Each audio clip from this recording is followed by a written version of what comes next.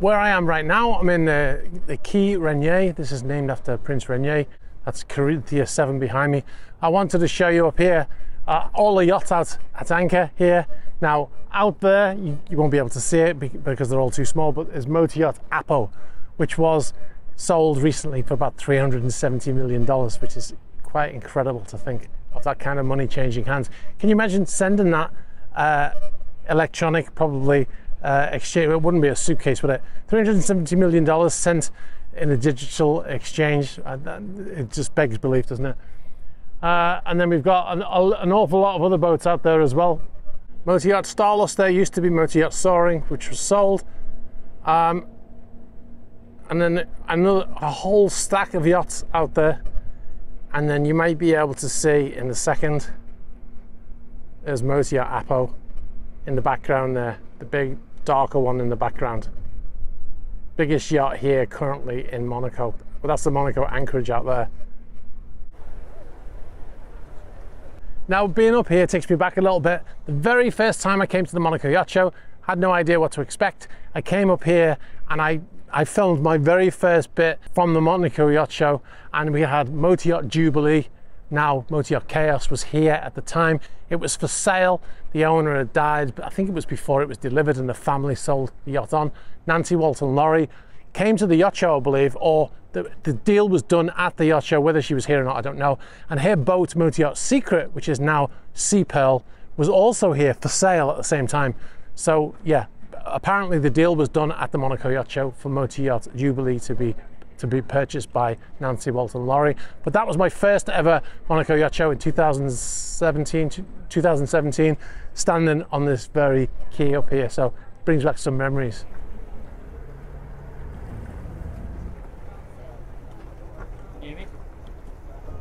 All right, so I've been talking to the people from Riva this morning about the tables. Remember I said I was going to try and find out if they sell the tables and chairs and how much they cost. Well, I've got some information. As you can expect, it's absolutely a bargain. The table is 2,150 euros and the chairs are 950 euros each. So yeah, I'll be putting down my deposit and paying in installments of 25 years for the table and chairs.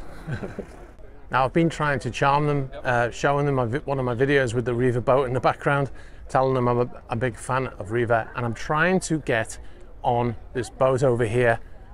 It's a Riva built super yacht called Nero.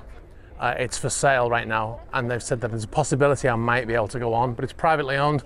But they're going to ask the owner, because he said he might be interested in letting me on because he's trying to sell the yacht. So I'm still waiting to hear back from them. So yeah, fingers crossed.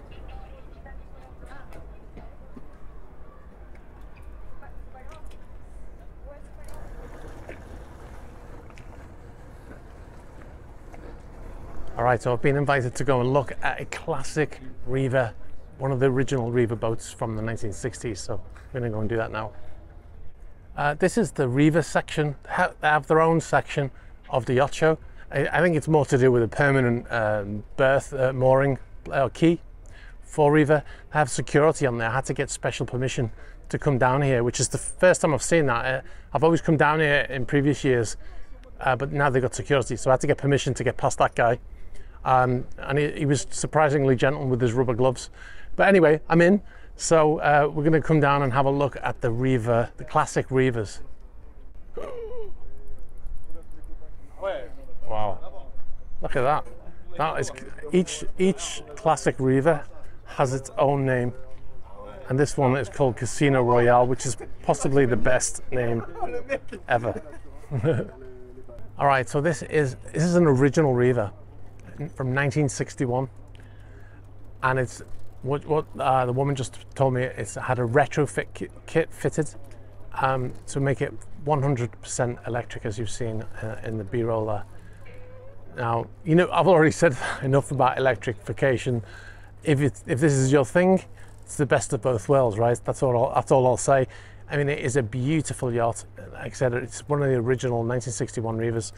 And you can see it's got the name on there, and then underneath it says the name of the company that has converted it into electric. Also, you can notice it still has the exhaust pipes on there for authenticity. Now they told me it's got a top speed of 30 knots, and it has a range of, it can go for 2 hours at 15 knots.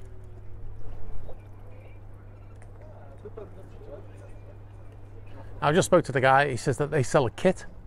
If you have a Riva, as you do, you know, kicking about in the backyard on a trailer, and you haven't used it for a while because the V8's failed in it, and you want to put electric motor in it, they will fit that, or they'll sell you that kit for it. But they will also, if you've got the money and you don't have the boat and you fancy the idea of the electrification of a Riva, which is blasphemy in my book, but if you want to do this, then they can find you, they can source you the boat, put the kit in, and then deliver it as that.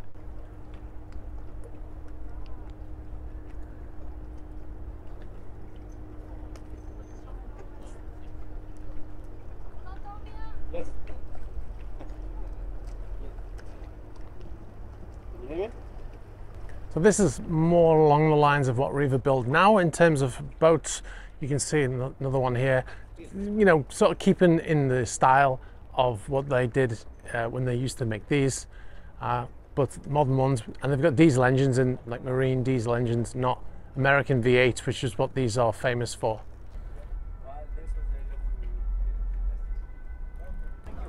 So this floating pontoon here, it moves, and they've got a little engine on it, like a little outboard motor. So when they need to open the pontoon, because there was a boat coming in, they can just open it. You can see him still moving it into place right now.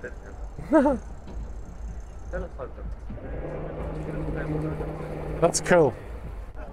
And now they open it and everyone starts walking again.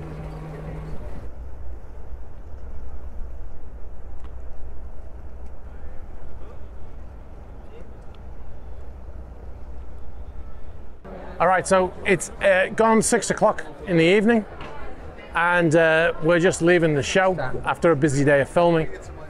And what happens, we're not normally here this late because I've normally already gone back to the apartment to start editing, but we've just come off a yacht called Virtuosity, which you'll see the video of at some point. But what happens is they switch from day mode into night mode. You can probably hear music in the background, and there's people starting to hang out on boats, drinking and food and all that kind of stuff. So this is what happens in the evening at the Monaco Yacht Show.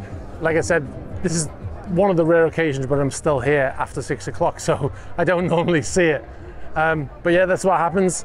I don't have any invites so far to any boats, but I wouldn't be able to go anyway, because now I've got to go home and edit until midnight and then come back tomorrow and do it all over again.